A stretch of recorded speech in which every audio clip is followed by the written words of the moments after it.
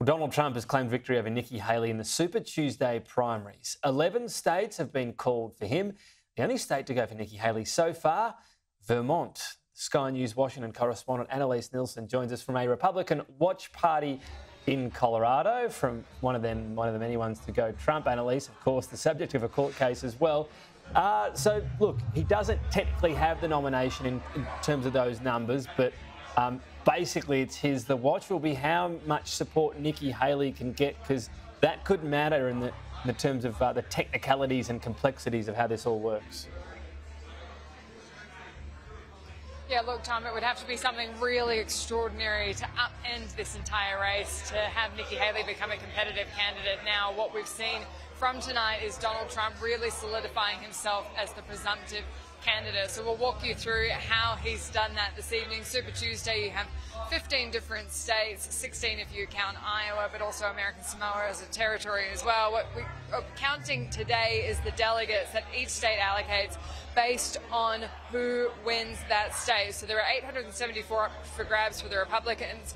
If you look at the total compared to how many delegates they've already accumulated, this hasn't got Donald Trump close to that 12-15 delegate count yet. California is about to come in. That's just closing now on the East Coast, and we're still waiting on Utah to see the result of their caucuses as well. But so far, this has been a Trump victory evening. Colorado, where I am, has come through 62% to Donald Trump, 33.7% to Nikki Haley. That's pretty standard margin of what we've seen from all the states that have gone to Donald Trump.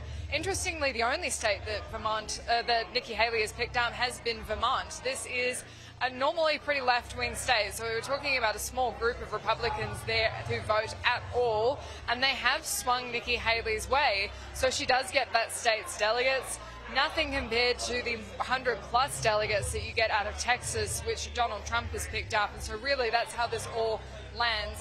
The other thing to remember in all this is these states are really important in primary races, and we probably won't talk about quite a few of them again when it comes to the actual election. Generally, things come down to quite a few swing states, and those are states where they were won by a margin of 3% last time. So now the focus is, after this evening, going to turn to Wisconsin, going to turn to Pennsylvania, Michigan. Those are really critical states. But this hasn't helped Nikki Haley get to a position where she could be competitive in this race. Donald Trump basically gave his celebration speech. I imagine there'll be another one by the time he reaches the amount of delegates, 12-15. But he's very much talking as if this is a Trump-Biden rematch, which, after this evening, is all but assured. I have been saying lately, success will bring unity to our country, and it happened before. We had the best economy our country's ever had, and people were calling me that I would have said will never happen. It'll never happen. They wanted to get together.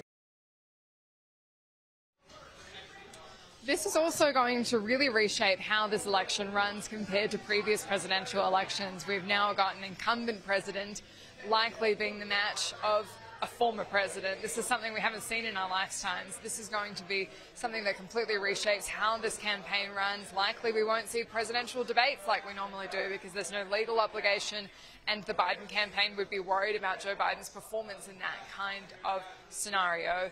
So Donald Trump has tonight pointed to the fact that really everything's going to come down to the election in November, and quite critically, this could be a really defining moment in US history. We have no choice, because November 5th is right around the corner. November 5th is going to go down as the single most important day in the history of our country.